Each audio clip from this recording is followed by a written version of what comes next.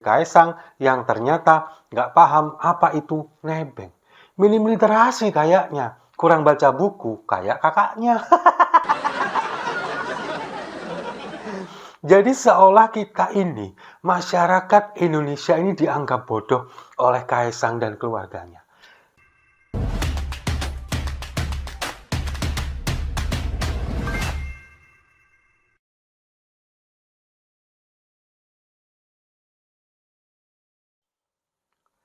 Salam damai untuk Indonesia, berjumpa lagi bersama saya, Papa Dimas. Info kali ini datangnya dari Kaisang yang ternyata nggak paham apa itu nebeng. Minim literasi kayaknya, kurang baca buku kayak kakaknya. Jadi seolah kita ini, masyarakat Indonesia ini dianggap bodoh oleh Kaisang dan keluarganya. Seolah-olah kita ini nggak paham apa itu nebeng, apa itu minjem, apa itu nyewa, dan apa itu gratifikasi.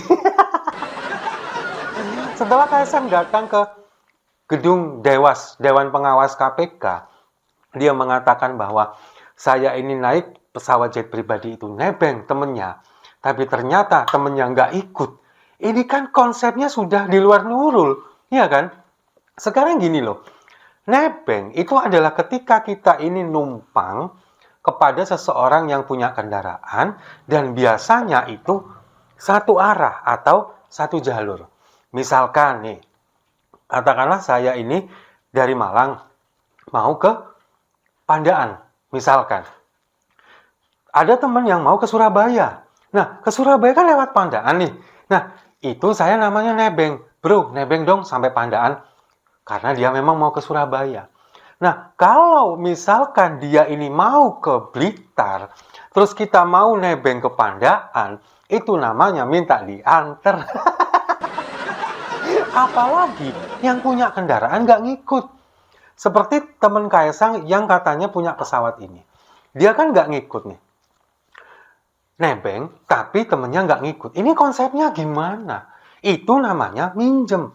Sekarang memang serba salah. Ketika apa yang dilakukan oleh Kaisang ini dibilang nebeng, tapi temennya yang punya pesawat ini nggak ngikut, itu konsepnya juga bukan nebeng.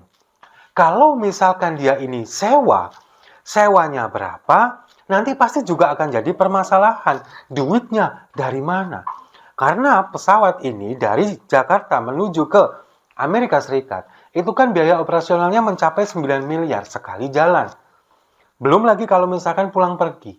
Nah, ini duitnya dari mana? Itu yang akan menjadi permasalahan nanti. Dan kalau misalkan ternyata ini bukan sewa, temennya nggak ikut naik atau nggak ikut ada di pesawat, ternyata ini semuanya biaya operasional ditanggung oleh temennya yang punya pesawat, akan jadi masalah lagi. Ini namanya gratifikasi. Kan begitu. Itu yang akhirnya membuat ini, pada akhirnya Kaisang sesuai dengan arahan dari orang-orang yang ada di sekelilingnya selama hampir 1 bulan ini memberikan klarifikasi, itu kan ingin mengelabui kita semua, ingin membodoh-bodohi kita, masyarakat Indonesia, bahwa apa yang dilakukan oleh Kaisang ini adalah sebuah pembenaran, adalah sebuah kejadian yang benar dan harus dimaklumi karena ini nebeng. Padahal kan konsepnya nggak seperti itu. Nah, yang lebih membanggongkan lagi, dengan pernyataan Kaisang yang seperti itu, masih banyak aja yang membela. Entah ini mereka ini memang penjilat, atau memang tukang ceboknya, kita juga nggak paham. Salah satunya adalah, saya lupa lagi namanya, seorang profesor yang kemarin hadir di dialog bersama Aiman Wicaksono di Sindonews. Profesor ini mengatakan bahwa ini konsepnya nebeng. Meskipun yang punya pesawat ini nggak ikut ke sana, tapi kan ada supirnya, ada pilotnya. Ini katanya nebeng, konsepnya seperti itu. Kalau misalkan pemiliknya ini nggak ikut, tapi pesawat ini dikemudikan oleh pilotnya, itu namanya tetap nebeng. Katanya seperti itu. Dan ini kan kemudian sukses dihajar habis, dikuliti oleh Roy Suryo, kemudian oleh Effendi Ghazali, dan juga Bang Adian Habitupulu. Profesor ini yang katanya ahli hukum ini, sepertinya meletakkan segala macam akal sehatnya demi untuk membela keluarga Jokowi, terutama Kaisang. yang mengatakan bahwa meskipun sang pemilik nggak ikut, tapi itu di situ ada pilotnya, lalu kemudian dikatakan sebagai nebeng. Nah, sekarang konsep nebeng ini adalah yang punya tujuan itu orang yang punya kendaraan atau orang yang nebeng. Kan yang punya tujuan kan orang yang punya kendaraan. Nah, sekarang kalau si pilot itu dibilang adalah perwakilan dari orang yang punya pesawat, apa iya pilot ini nggak ada kerjaan tiba-tiba langsung ke Amerika? Kan nggak mungkin seperti itu. Kecuali kalau memang temennya, pemilik pesawat ini lagi mau ke Amerika. Bisa dibilang seperti itu. Tapi ini pilotnya loh. Ngapain pilot iseng banget tiba-tiba ke Amerika? Terus biayanya segala macam, parkir pesawatnya, bahan bakarnya, operasional segala macam, yang nanggung siapa? Tiba-tiba dia dengan enaknya ngomong ini nebeng. Itu kan benar-benar memperkosa akal pikiran kita, akal sehat kita. Nah, pada akhirnya kita kan bisa mengambil kesimpulan, ya memang dia ini tidak tahu konsep nebeng yang sebetulnya. Apakah ini memang akal-akalan untuk mengelabui kita semua, ataukah memang cuman nggak tahu beneran? Itu sepertinya beda-beda tipis. Kalau misalkan dia memang nggak tahu beneran, ya kita akhirnya memaklumi. Dua-duanya pun kita harus memaklumi bahwa kalau ingin membodoh-bodohi masyarakat, ingin mengelabui kita semua, ya kita harap maklum, karena memang kerjanya seperti itu dari dulu, dan kita baru nyadar sekarang, termasuk saya. Lalu kalau misalkan memang dia ini nggak paham apa itu nebeng, ya wajar, mungkin kurang literasi. Mirip seperti kakaknya, Gibran. Kan beberapa hari yang lalu, sempat beredar video, entah ini video kapan, baru atau sudah lama, ketika dia ditanya oleh Najwa Shihab. Kayaknya sih sudah agak lama ya videonya. Gibran ini kan mengatakan bahwa dia tidak begitu gemar membaca. Di keluarganya tidak terlalu banyak budaya membaca. Mungkin itu yang menjadi menular kepada adik-adiknya. Lalu kemudian juga mungkin juga menular kepada para pendukungnya. Seperti salah satu profesor yang membela tadi. Jadi meskipun dia seorang profesor, kemudian dia rela meletakkan akal sehatnya demi membela keluarga yang minim literasi ini. Jadi kalau misalkan memang ternyata dia nggak paham apa itu nebeng, ya itu adalah karena dia memang tidak gemar membaca, kemudian juga tidak tahu apa itu nebeng, karena memang mungkin sedari dia kecil sudah terbiasa dengan segala fasilitas sudah disiapkan, apa segala macam sudah ada. Mungkin seperti itu. Atau mungkin bukan dari kecil, tapi baru-baru aja ketika bapaknya menjabat sebagai presiden.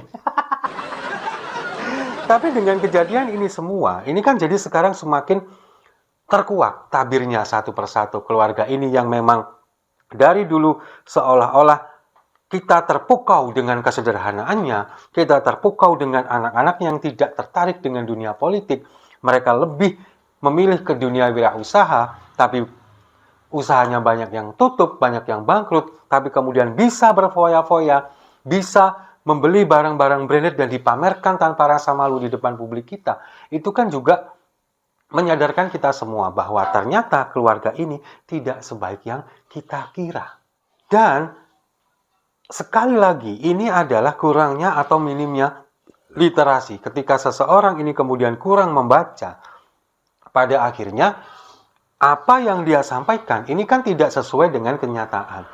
Kan ada istilah bahwa buku adalah jendela dunia. Itu adalah istilah yang dulu sempat populer. Kalau sekarang mungkin tidak hanya terbatas pada buku, tapi kepada smartphone kita, kepada gadget kita, itu kan juga mencakup semuanya. Melalui media sosial itu akan membuka wawasan kita, jendela dunia, kita bisa melihat kemana-mana, kita bisa berpeluang, kita bisa berpetualang kemana-mana, mendapatkan banyak wawasan, banyak ilmu dengan menggunakan gadget kita. Itu yang dikatakan oleh orang-orang dulu. Jadi kalau misalkan di keluarga ini tidak ada budaya membaca, kemudian mereka hanya ingin melanggengkan kekuasaan, ya itulah yang terjadi. Dan sekarang dengan seorang wakil presiden yang tidak pernah atau kurang suka membaca, apa yang bisa kita harapkan dari negara ini ke depannya?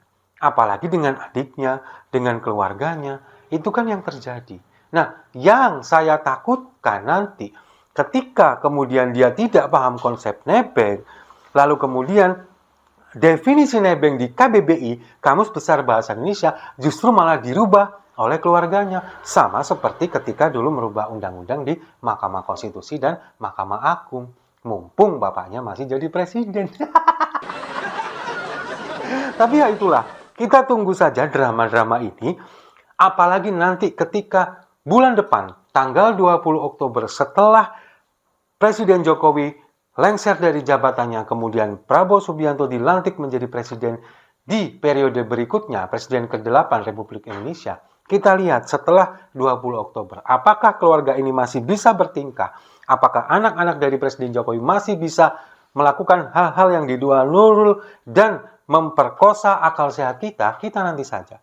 Kalau kita lihat nanti, kalau misalkan saya berpendapat, sepertinya mereka tidak akan mungkin bisa melakukan itu karena bapaknya sudah tidak lagi menjadi presiden. Kita tunggu saja. Sambil nunggu, kita minum kopinya sama-sama. Setuju ya?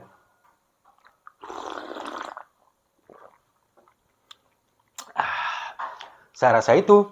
Terima kasih sudah menyimak. Jangan lupa like, komen, dan subscribe. Sampai jumpa di video-video saya selanjutnya. Baca dong!